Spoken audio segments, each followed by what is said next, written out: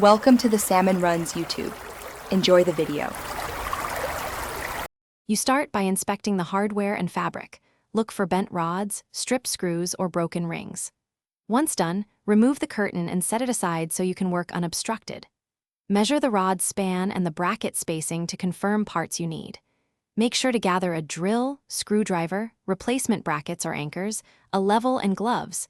These items let you act immediately and prevent repeated trips to the store. Begin with the damaged component so the repair proceeds in order. You now focus on restoring function. Remove the rod from brackets and assess whether straightening or full replacement is required. If the rod is only bent, gently reshape it using a padded vise. If cracked, install a new rod sized to your measurement. Once the rod is ready, swap out strip screws and fit proper wall anchors. This prevents sagging.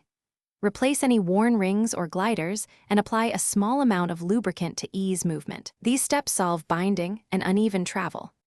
You finish by mounting the rod back into the repaired or new brackets, using a level to ensure it sits straight.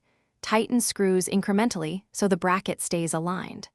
Once mounted, rehang the curtain and pull it across the full span several times to check for sticking or uneven weight distribution.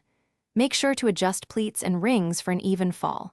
If the rod still sags, add a center support bracket.